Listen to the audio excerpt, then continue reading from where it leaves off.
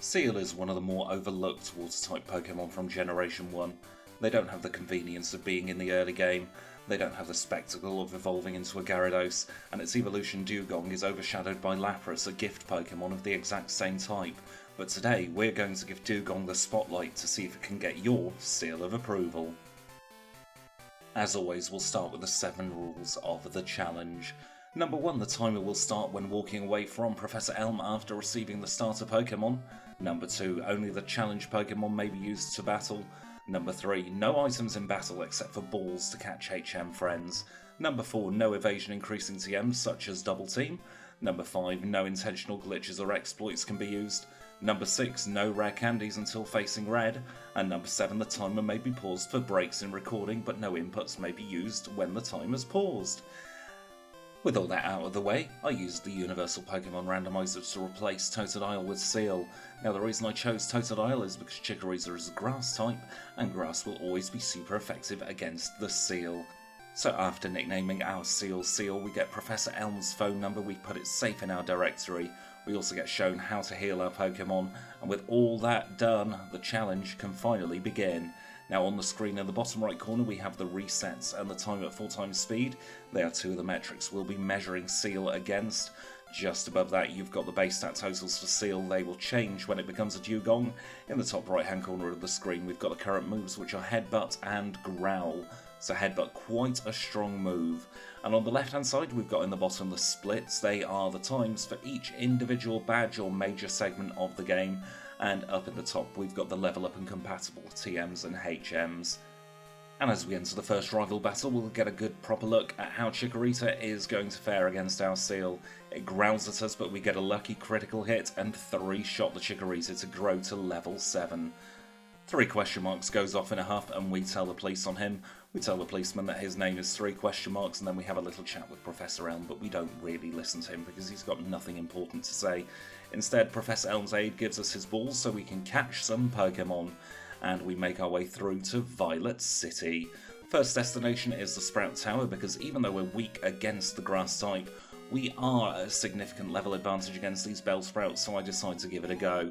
But we don't one-shot the Bellsprout, which means they give significant damage to our poor little Seel. In fact, this one takes us almost into the yellow. The third one does take us into the yellow, which activates our berry, and then we knock it out. I think enough's enough of that, we'll come back later, no thank you siree. And we leave and we go straight into the gym instead, where we give our try at the first Birdkeeper.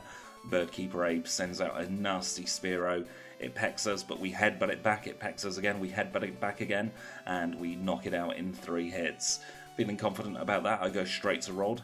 Rod has a couple of Pidgey, they go down very easily indeed. It flinches and goes down in 3, and the second one is much the same. We headbutt, it flinches, we headbutt, it flinches again, and for the 3rd hit we knock it out. With that confidence we go off to heal and then try our hand at Falconer, the gym leader. He tells us that bird Pokemon will not be insulted, but let's try and just insult him instead. Critical hit on the first Pidgey to take it down in 2 hits.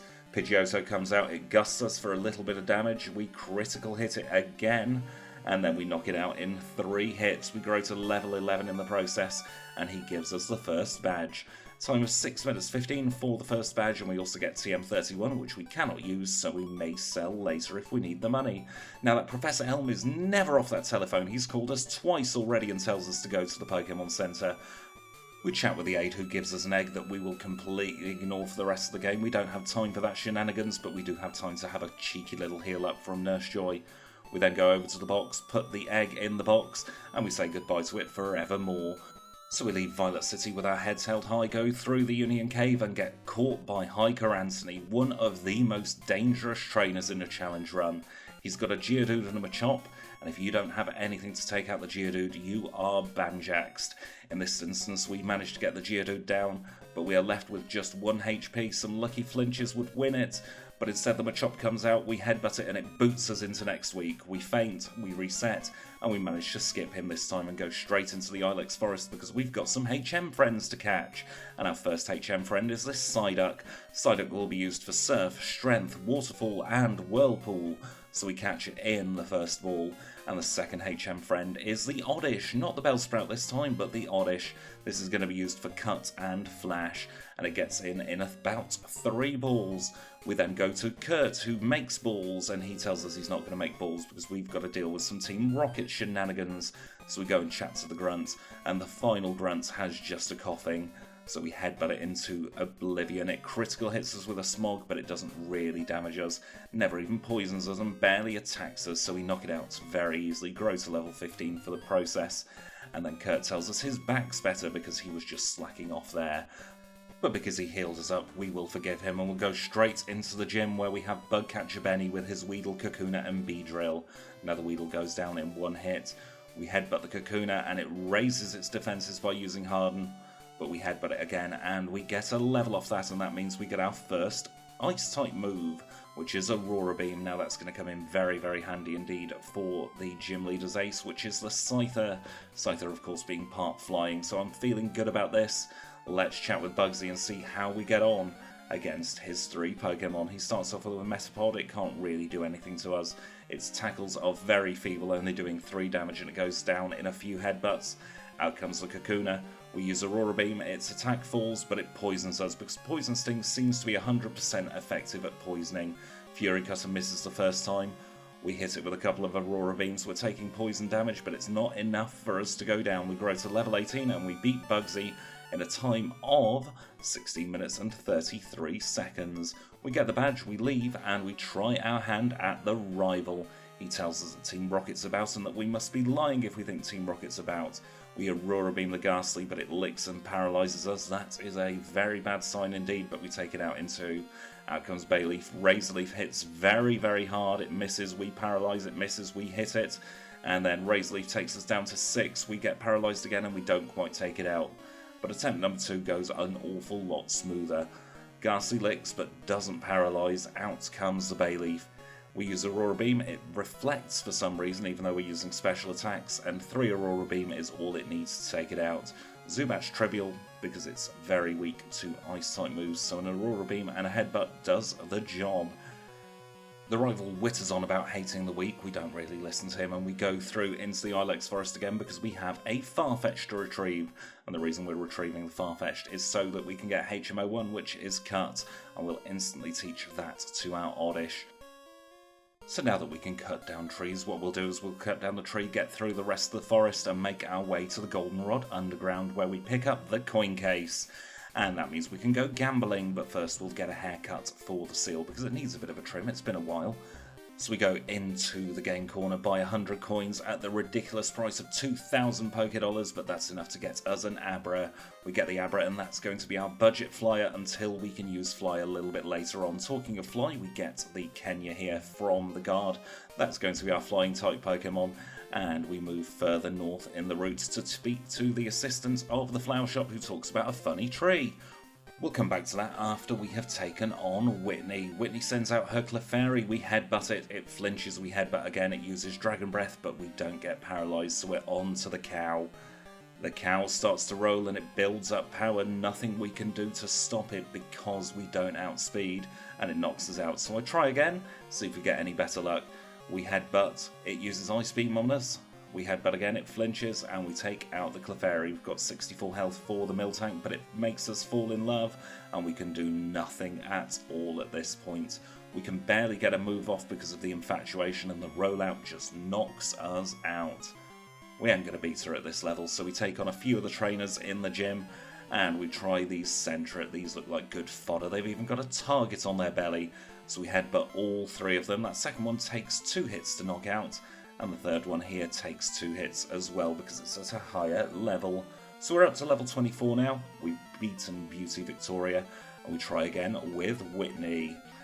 She sends out the Clefairy, we're level 24, we have a 6 level advantage, it double slaps us, we headbutt it again, and it goes boom.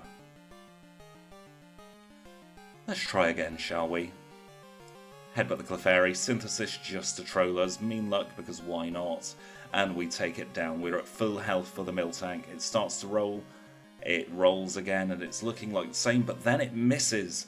Milk Drink takes her back up to almost full health, and we keep on headbutting this cow. We've got to make it learn its lesson, and we do. We survive with 11 HP, but we get the badge. So with a time of 27 minutes and 48 seconds, we have beaten Whitney. We get rid of the tree and we enter into the Dance Theatre, where we take on all sorts of evolutions, starting with this Flareon. Now, Flareon isn't exactly a strong Pokemon, so it goes down in a couple of headbutts. I was very worried about the Jolteon, though, because Jolteon has a super effective move. Even a critical hit isn't enough to knock us out, and we headbutt it a couple of times, and it goes down. With all the Kimono Girls beaten, we get access to Surf. Now, Surf is not only a good hidden move for going across the sea, it's also a very strong move in general. Base 95 power in this generation and 100% accurate, and that's our first stab move. Now, on the left-hand side of the screen, I spoke about the TMs and the level up moveset. Those moves are currently in italic. They will become stab moves when we evolve, and the ones that are in bold, they are our current options for stab moves. And it's rival time. The Haunter uses Curse straight away, so we're on a clock and we take it out with a single Surf. Magnemite's here and gone already, useless as always. Bayleaf's out, we use Aurora Beam, but we don't take off over half. We get Curse damage, we Aurora Beam it again, but a critical hit. Razorleaf says good night to us, so we'll try this fight again. Curse once more means we're on the clock. Magnemite is irrelevant as always, so let's see how the Bayleaf goes. We use Aurora Beam again, and it takes it into low green, which is about a third. It poisons us. We get cursed. We're on 30 HP, but its Razorleaf misses, and we level up. Out comes Zubat. We Aurora Beam it, and we have just about scraped through that rival battle. And our reward is to go into the gym to see if we can get through Morty. Now, if you're playing with the normal type, this gym is a bit of an obstacle, but because we're water type, we shouldn't have any issues at all. This Haunter goes down to a Curse and a Surf. And then we go on to the final trainer, which is Medium Martha, and I cannot stand the medium sprite in this game. It gives me such the creeps. Oh, I cannot bear to look at it, so we'll get through her as quickly as we can. We've beaten her Ghastly, she comes on screen and we just ignore her, move on to Morty. And he tells us all about his training, and we are going to make sure that we beat him, so he needs to train some more. Out comes the Ghastly. A single Surf takes care of that, no issue at all. We go to level 30. The Haunter goes down with no issue at all, and we're on to the Gengar. Mean Luck does nothing, Surf takes it down to half, Hypnosis misses, and we take it out with a second Surf. Final Haunter. Almost took it out in one hit, but it gives us a couple of Nightshades because we're speed tied, and we have the badge for Morty, the Fog badge, with a time of 35.33, doing quite well with the pacing for this little seal. Moving on, we're going up to the Lighthouse because we have a very sick Ampharos that we need to take care of. In the Lighthouse we have a few trainers of interest. This first trainer is a Noctowl trainer, and I was very, very underwhelmed by the power of Aurora Beam here, because it only did half even though we're 12 levels higher. That just shows how specially defensive Noctowl is. And then we have Sailor Terrell with his Poliwhirl, and we just headbutt everything out of his poor Poliwhirl. We get an Ether as our reward, we move up the Lighthouse, we skip that trainer, we get a Super Repel, and we talk to Jasmine. Jasmine is the leader of the Steel-type gym in this region, and we'll be talking to her again a little bit later on. But first, we've got to sail across the sea to Cyanwood City, where we pick up the secret potion for the Ampharos, and while we're here, we might as well take on the gym. At the moment, we're not weak to fighting moves because we're only water, but we're very close to evolving because Seal evolves at level 34. This Hitmonlee proves to be more issue than I thought it would be. It takes us down in 3 hits there, and out comes the Hitmonchan from Black Belt Lao. Now this Hitmonchan seemed scary, but it used Fire Punch for some reason, then used Thunder Punch to take us down to 2, but we just about beat it. So we leg it out of there to heal and try and take on the rest of the gym, doing a little save there in the process. Because, you know, sometimes you've got to be safe. Out comes Machoke here, it goes down in a single Surf. We get to level 34, Machoke is next. 2 hits for the Machoke, and I'm so glad that we didn't evolve before that battle. Instead, we evolve after that battle. We might not have survived that rock slide if we were a Dewgong in that battle. And the final gym trainer is this one with the Mankey and the Primeape. And I just want to see if we can one-shot these Pokemon, because if we can one-shot this Primeape, which we can't, then Chuck should be easy. We'll have to see how Chuck goes, but first we'll heal, and then we'll chat to Chuck, who will chuck a rock on a statue. I suppose that's why he's called Chuck, because he likes chucking things. Out comes Primeape. Level 27, we're level 34, we do just over half, and he decides to use Fury Swipes of all things, so we take it out. Poliwrath's next, we're going to have to headbutt because we don't have any special moves that are going to deal great damage. He uses Mind Reader to make the Dynamic Punch hit. We're at level 35 and we get knocked out, so we try again. Hopefully this time the Hypnosis will miss or we'll get better flinching luck. We get a Leer this time, so our defense is massively dropped. Poliwrath comes out.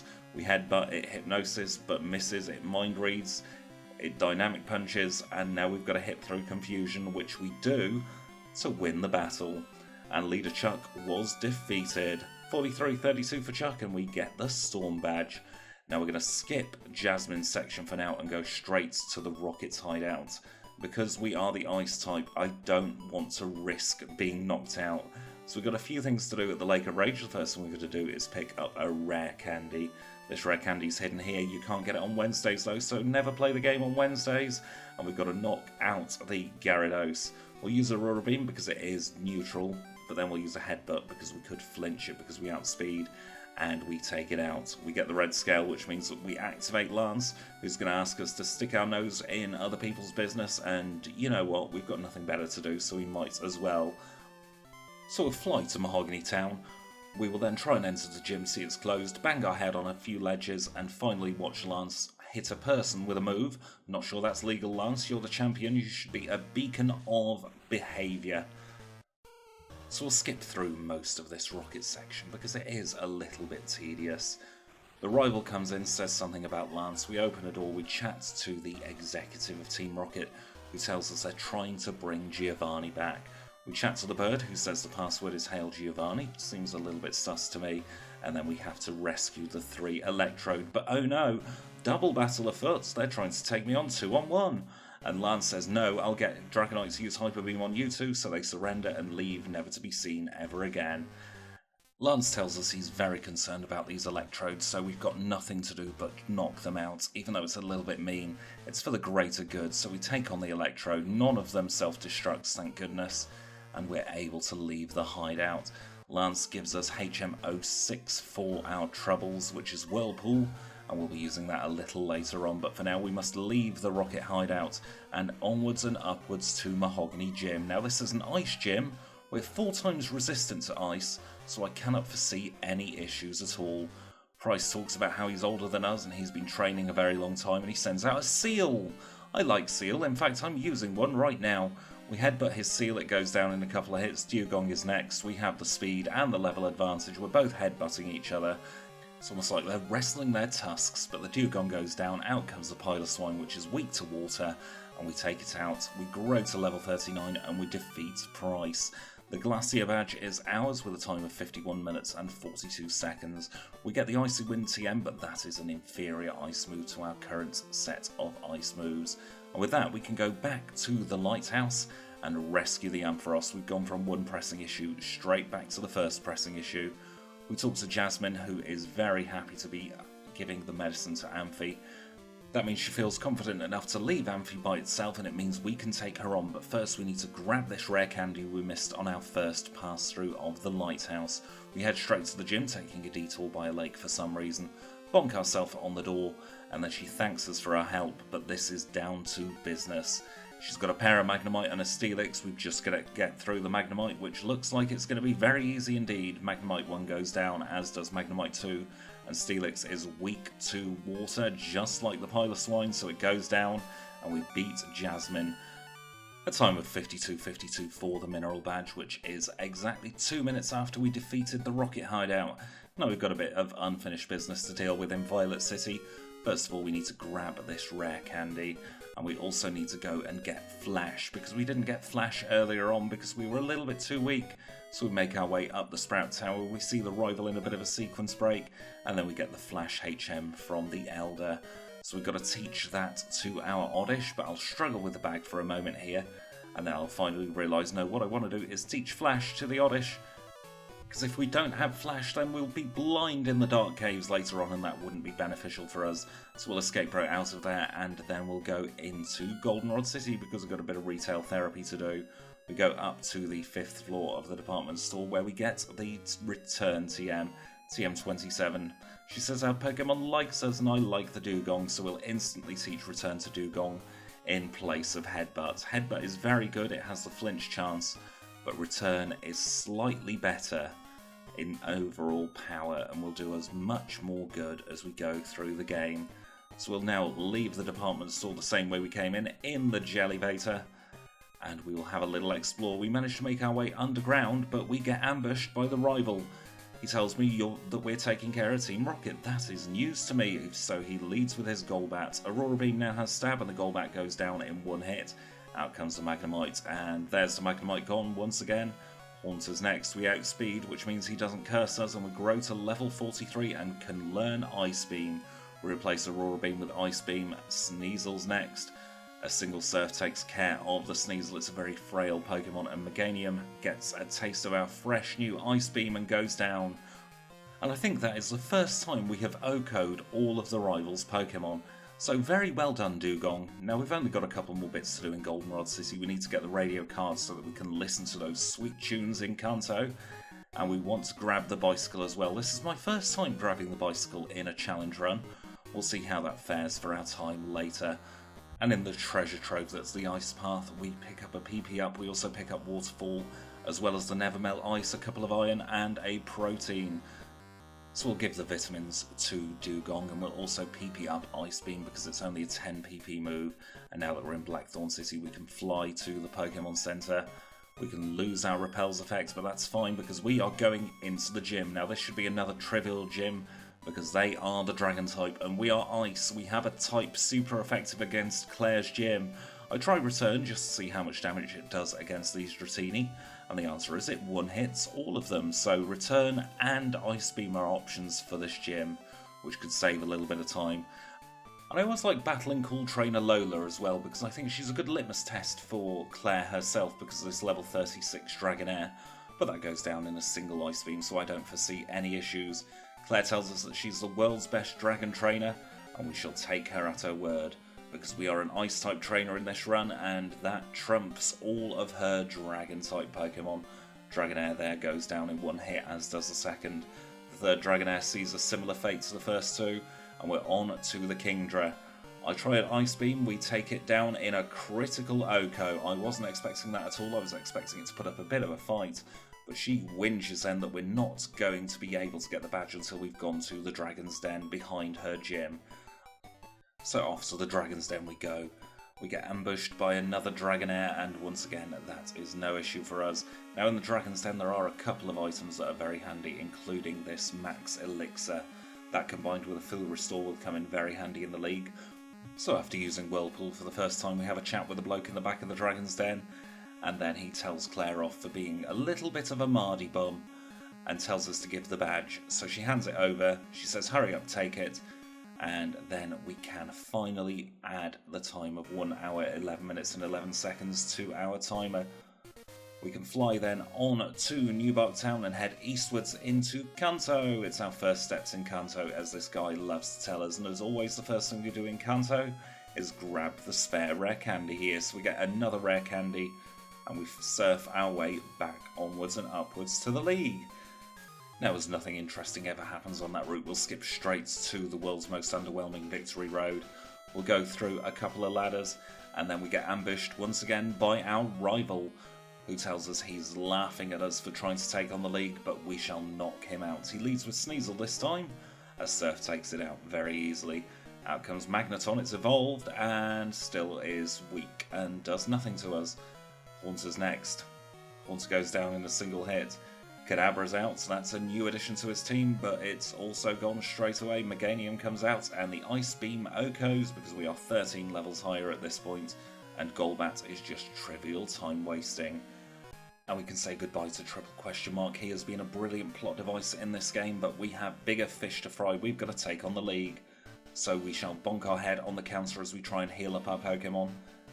And then we shall go to deposit our HM friends. We say thank you once again to Kenya, to Abra, to Psyduck, and to Oddish of all Pokemon. And now, as we always do, we need to buy just 4 full restores, but first we'll do a little dance with that person in front of the counter. Here are our 4 full restores. We'll either need them or we won't get through the league. And before we go into the league, let's take a look at the stats of the Dewgong. 175 HP, level 51. And our moves are Surf, Ice Beam, Return and Rest. We're holding a Never Melt Ice. And our attack is 106, our defense 119, our special attack 108, our special defense 133, and our speed is 108. They're the stats going into the league. Hopefully it won't be too tricky. We'll save outside of the league, as we always do. And let's see how this underappreciated water-type Pokemon gets on. I predict that Bruno will be the issue in the league. I don't think Will be. In fact, I think his first Startu will go down in a single Ice Beam. Up next is the Jinx, an Ice type, so we'll surf it away. This one takes 2 hits though, which did surprise me. I thought it would be an Oko for some reason. Executor is weak to Ice, so we Ice Beam it away. Up next is his Slowbro, and our only option really is to return, because Slowbro is a very big tank. It can't hit hard, but it can take those hits. A few returns later though, and it's down. Out comes the next Xatu, and with that, Will is defeated. Koga's next. Ariados is first. We decide to Ice Beam the Bug, because I thought the Bug was weak to Ice for some reason. I do the same thing with the Venomoth and don't Oko it, but we take it out in 2 hits. Fortress is next, and we just surf it away because there's not else much we can do with that. His next Pokemon is the Muck, and we don't have Earthquake to deal with Muck, so it's going to be a 2-shot. Fortunately, we hit through the Minimize, and out comes his Crobat. It uses Double Team, we miss an Ice Beam, it uses Wing Attack, but our second Ice Beam connects, and the Crobat comes crashing back down to Earth. Here's Bruno, he starts with a Hitmontop, we surf, and we don't Oko, which annoyed me to no end. Dig does minimal damage and we take it out into Hitmonlee's next. Surf again doesn't Oko, and Double Kick does quite big damage. We take it down in 2. Hitmonchan is the third Pokemon with a priority move this time in Mach Punch, so we are down to 45 for the Machamp. This is the scary Pokemon. We surf, we don't Oko, and it knocks us out. We'll try again. Attempt number 2 goes much the same way. Now I know we quite often mock Bruno, because he is generally the weakest link in the Pokemon League, but if you have an Ice type, or anything weak to fighting, he is a real threat. Hitmonchan's Mach Punch does great damage and is a priority move. And then you even have green health, and then Machamp will just cross-chop you, and it'll be good night and thank you for living. But at this point I'm stubborn, I don't want to lose the league, so I will keep on trying. Attempt number 11 doesn't go so successfully. We get through the Hitmontop with minimal damage. We use Return on the Hitmonlee. High Jump Kick hits us very hard as we get through to the Hitmonchan. Hitmonchan always Mach Punches. We are looking like this is going to be a struggle again, as we are on 24 HP for the Machamp. We use Return. It cross-chops us. So let's try again, because I do not want to reset in the league. Return takes out the Hitmontop in a couple of hits, as always. Up next is the Hitmonlee. Maybe it'll crash down to Earth for once. Of course, that was wishful thinking, and it doesn't, so we hit it for a couple of hits, and it goes down. Out comes the Hitmonchan. It doesn't do that much damage with its Mach Punch, so we go to sleep to see if this will work. It Mach Punches again, and again, while we're still asleep. We're in the green, though, which is better. We're in high yellow. We surf it, we're onto the Machamp again. If we can get through this, then we can get through anything, because his final Pokemon's an Onyx. We critical hit at long last.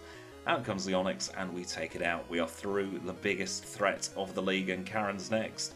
And we shall start with an Ice Beam on her Umbreon. Sand Attack lowers our accuracy. A Return doesn't quite finish off the Umbreon, but 3 hits does it. Vileplume is next. We've got just the Ice Beam for that. We actually have great coverage for most of Karen's team. Gengar curses us, so we are now on the clock, which is a frustration. Houndoom's out next, and Houndoom goes down, and her final Pokemon is Murkrow. We connect with the Ice Beam, and we take her out without taking any damage at all. That's the league done. Just the champion left to go. I don't foresee any issues with this champion battle. All of Lance's Pokemon are either Dragon, Flying, or both, and he leads with Gyarados. Gyarados goes into the yellow with an Ice Beam, and a second one takes it out. Out comes the Dragonite. We have a level advantage, and we have the 4 times super effective damage on it, so it's trivial. The same thing goes for the second Dragonite. Afterwards, he decides to send out an Aerodactyl who outspeeds us. Rock Slide does a little bit of damage. but we take it out with a single surf. Out comes the final Dragonite, which goes down to an Ice Beam very easily. And his last-ditch attempt at trying to remain the champion as a Charizard that goes down in a single surf. We have beaten Lance, and we are the new champion of the game. I've got to say, I love Generation 2, but I think they made a mistake by having the champion have a themed type, especially someone who was in the league in the previous generation. If you are, like us, an Ice type, that battle is so trivial and so meaningless that it is such an anticlimax. And our league time is 1 hour, 25 minutes and 27 seconds. And of course, Professor Elm is always on that phone. He calls us again, so we go and visit him this time just to get him to shut up. He gives us an SS ticket and also gives us the Master Ball. And before we head to Kanto on the SS Aqua, we have a couple of little bits and bobs to do over in Johto. So the first thing we need to do is retrieve our HM friends from the Pokemon Center in Cherry Grove. Of course, they weren't allowed in the league with us. And we'll say hello once again to our HM friends, Kenya, Abra, Oddish and Psyduck. They were a great service, and I'm sure they will continue to be as we fly to Mahogany Town. The first thing we need to do is pick up a couple of rare candies. The first one is in Mount Mortar, just in here. There's a rare candy lying around for us. And we'll leave Mount Mortar now that we've got that rare candy and make our way onwards and upwards to Olivine City. In Olivine City, we need to dip our heads in the Pokemon Center and then get on the water into the Whirl Islands, where there is another hidden rare candy for us. They are the only rare candies we need in Johto, so we can leave there, head straight to the harbour. Because we've got a boat to catch, we are catching the boat to Vermilion City, and nobody is going to stop us, not even this man here who's missing his granddaughter. So we'll do his job for him and retrieve his granddaughter, who is pestering the captain. It's a good job we retrieved her, otherwise the ship might have gone off course or something dangerous like that. So he tells us that we have found his granddaughter, gives us a metal coat, and we arrive in Vermilion City. We chat to the chairman of the Pokemon fan club, who gives us a rare candy just for having a little natter with him. And we bike all the way to Celadon City, where we take on our first gym in the Kanto region. It's a grass-type gym, so we are both strong and weak against it, because ice doesn't resist grass. This is such a weird matchup.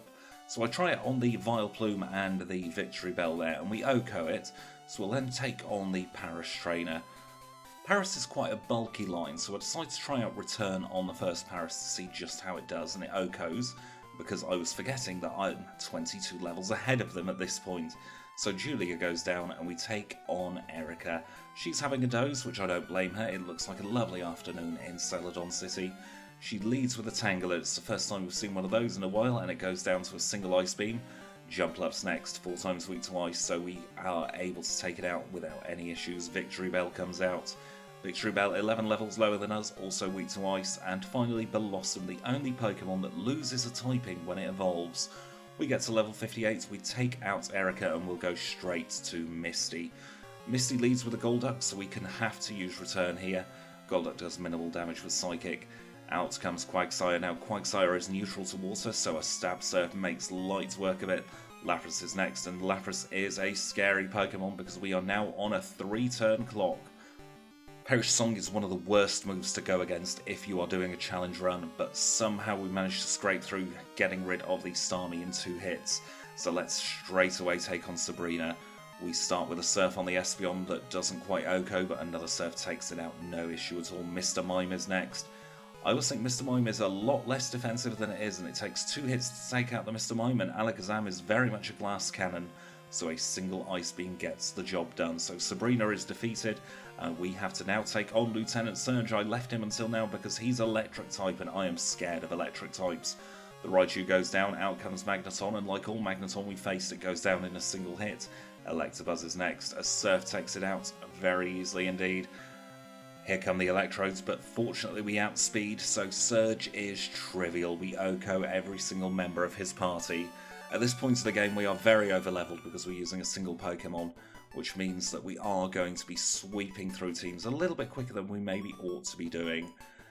And here comes the Snorlax, the final party member that we've got. We'll let it listen to the radio, the Pokeflute will wake it up, and we shall catch our last party member. We're going to use the Master Ball for it. We just want its leftovers. We don't really care about the Pokemon. It's got no use to us outside of its held item, and we don't have a Pokemon with Thief. So moving through Diglett's Tunnel, we go to Pewter City and have a little word with Brock, the Rock-type gym leader. And Brock should be very easy. We are a Water type, of course, so Surf takes out the Graveler. We don't have Earthquake for the part Water type, so we'll just have to hope that they go down in a single hit, just like that. Omastar goes the same way as Kabutops. Then comes Onyx. Onyx is 4 times weak to water, so it goes down easily, as does Rhyhorn. I'm very surprised he doesn't have a Rhydon.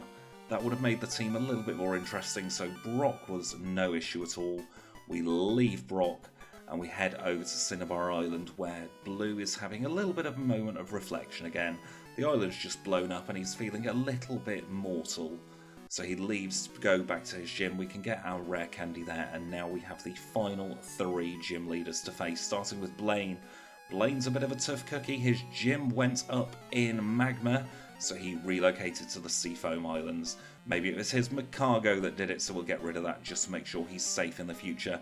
The Bumhead fired up goes the same way as the Machoke, and his final Pokemon is Rapidash. We are 13 levels higher than it, so we outspeed even the fast horse to take him down in 3 hits. Janine's next, the newest gym leader and therefore the lowest level in Kanto. Ice Beam makes light work of her Crobat. Ariados is next. I've remembered that Ice isn't super effective, so I just use a Surf. Surf on the Weezing, and out comes her next Weezing, and the same thing happens once more, and her final Pokemon is a Venomoth.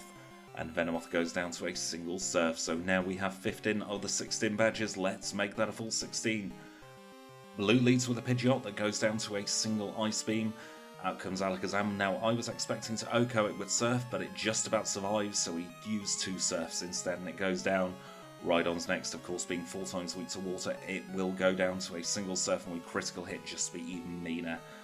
Ice Beam should take care of this Gyarados in a couple of hits, and we freeze it, so he uses a full restore, and this ends up wasting time, because we are in full restore limbo, because I keep freezing it. Finally, I get through it, and out comes the Executor. Ice Beam again should make light work of this Executor. And his final Pokemon is the Arcanine. It doesn't use extreme speed, so it doesn't outspeed us. And we take it out with a single Surf to get all 16 badges of the Kanto and Johto regions. And that was in a time of 1 hour, 45 minutes and 13 seconds. The only thing we've got left to do in the Kanto region is have a little yak with Professor Oak, who tells us he was very proud of us for getting all 16 badges, and he will open up Mount Silver in Johto, where Red resides. So we'll teleport back to Viridian City, get on our bike, bonk a few times as we make our way over to Mount Silver, the very final place we shall be visiting. So we get through, we manage to successfully navigate this route, even though it was a lot trickier on bike than it is on foot. We get our final rare candy, and we make our way inside the cave. Now, we are not a very high level at the moment, so I doubt we're going to do well, and he leads with a Pikachu. We are at a 17 level disadvantage, and Pikachu is going to be difficult because we can't OHKO it. Red, just like Blue, likes to use his full restores, so it takes a critical hit to get through the Pikachu. Espeon's out and it deals huge damage from the Psychic. We are slower than it, we deal under a third damage, and 3 Psychic is enough to take us out. We try again, this time at level 69 we get Charmed, but we are using special attacks for the most part, so we don't really mind. Once again, Red restores his Pikachu with full restores twice. That means we can now try and take it out. He uses Thunder on a sliver of health and deals huge damage. We're through to the Espeon, but at this point it is a losing game. We survive on 3 on the first Psychic, but the second one takes us out. I give it another try at level 69, just in case we can escape the Thunder. We take it into the Red. He again uses the full restores, as he loves doing. We take out the Pikachu in 1 hit this time, and we're onto the Espeon. Espeon uses Reflect, which is a little bit meaningless because we are a special attacker. A critical hit takes out the Espeon, and we're onto the Snorlax. Snorlax uses Amnesia to raise its special defense. Body Slam hits us very hard and takes us out. On the next attempt, I am level 74. I've used up all my rare candies, and Ice Beam OHKOs the Pikachu. This is looking better. Espeon comes out. It uses Psychic, which deals about a third damage. Our Ice Beam does over half, and we are through the Espeon onto the Snorlax. Snorlax doesn't take much damage from the Ice Beam, but I managed to get it frozen. I surf away at it, it's frozen solid, I keep surfing, I decide to change to Return, almost get it knocked out, and the second Return gets it down. Venusaur's next, and this should be free because it'll use Solar Beam. Massive damage from the first Ice Beam, second Ice Beam takes it out, only 2 Pokemon left to go, and Blastoise is next. I decide to rest, thinking this is my opportunity to just take a little breather. Return should do huge damage on it, or at least enough to chip it away. We wake up, we do a lot less damage than I thought we would do, so we're going to have to keep chipping away at this Blastoise. We get it down in 4 hits, only the Charizard left to go. I use Surf, but the Charizard outspeeds. I was devastated. We're back to square one. Pikachu goes down in a single hit. We're onto the Espeon, which will outspeed, so we'll take some damage, but of course we can rest away on the Blastoise if we ever get to it. We take out the Espeon in 2 hits. We've got to freeze the Snorlax for any chance of getting through, and we do on the very first turn. So now we can chip away at Return because our attack wasn't lowered this time. So 3 returns is all it takes to get rid of the Snorlax. Out comes Venusaur, and it's as simple as using Ice Beam twice because it will always try and use Solar Beam. Here comes Blastoise. We can rest to recover our HP, but first we'll do a little return. He critical hits us, so I rest. Better be safe than sorry here. Another Surf does minimal damage. We're asleep. Another critical hit though. We're still asleep. He does a normal hit there. We're into the yellow. And another critical hit takes us into the yellow ourselves. And a third critical hit in 4 hits takes us out. And then I hit a brick wall. No matter what I did, I couldn't seem to get through past the Espeon or the Snorlax. For some reason, the game decided it was going to go onto ultra hard mode. So I tried a bunch of different strategies, and as you can see, I've changed my items to the leftovers. Now, I have a question actually. If you're holding a Never Melt Ice, does that increase the chances of an Ice move freezing? Because I just couldn't get a freeze off on this Snorlax. Whereas when I was holding the Never Melt Ice, I froze it 3 or 4 times in roughly the same number of battles. So I don't know, does Never Melt Ice actually increase the chances of freezing with an Ice move? If you know, let me know in the comments please, because I'd be curious to find out. I did do a bit of looking up and nobody seemed to mention it. But Generation 2 is so janky, especially with some of its held items, that it wouldn't surprise me if there's a bit of code lying about somewhere. We got stuck on that Snorlax anyway because it went to sleep.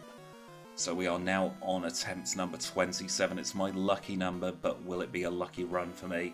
Psychic does a fair chunk of damage, but we're recovering with leftovers now, which is better. But we don't two-shot the Espeon for the first time in a very long time. So we are going to have to rest on the Snorlax. Now that is bad because Body Slam does a huge wodge of damage each time, and we don't have Sleep Talk, so we're just going to have to try and go for the freeze.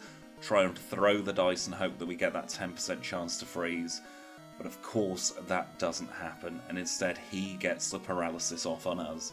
He is the one with all the luck on his side at the moment. We try again. This is attempt number 31. Pikachu goes down in 1 hit, that's irrelevant at this point. Espeon is normally a 2 hit, so it only gets 1 hit of damage because we're outspeeding. Out comes the Snorlax, and this thing, ever since I've started doing challenge runs, has been the bane of my existence. It is such a wall, and the paralysis from Body Slam hits almost every time. So it is a nightmare. We survive on 1, but we go down. But run 32 feels different. We start off and we don't OHKO the Pikachu, but Thunder misses. Maybe luck is on our side after all. We give it another Surf and this time it goes down. Out comes the Espeon. It uses Reflect to raise the physical defense, but we are going to try special attacking everything. 2 hits on the Espeon and it's down. Out comes the mighty Snorlax. An Ice Beam does a fair bit of damage. Another Ice Beam critical hits. It's in the yellow. We've just got to try and make sure it doesn't go to sleep. And now that Reflect has gone, we can use Return to take it out, and out comes the Venusaur. The plan here is to hit it with a couple of Ice Beams. There's number 1, but it gets frozen, so I decide to go to sleep. I think that Venusaur is very unlikely to both wake up and use Giga Drain, so we just ride out the turns where we're asleep to take it out with another Ice Beam. We're at full health for the Blastoise, which means we can start hitting it with Return. Leftovers is recovering the minimal damage that Surf is doing, which means we can just keep chipping away at this Blastoise with Return until it finally goes down. We have the Charizard next. Of course, it outspeeds us, so it deals a little bit of damage with Flamethrower.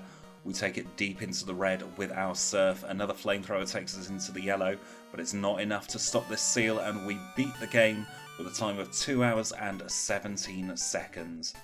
And with the run over, I've got to say I'm really impressed with the Seal. It had a few issues where it struggled, especially against those pesky fighting type Pokemon, but overall it was really enjoyable to take around the Johto and Kanto regions. And that's it, we're done. If you enjoyed the video, please click the like button. If you know anything about the Nevermelt Ice and whether it helps freezing, or you've got any other comments for me, please do leave them down in the comments below. And if you've really enjoyed yourself, please do consider subscribing. It costs nothing and it helps me out an awful bunch. And in the meantime, thank you all so much for watching, and I'll see you in a few days with another challenge run.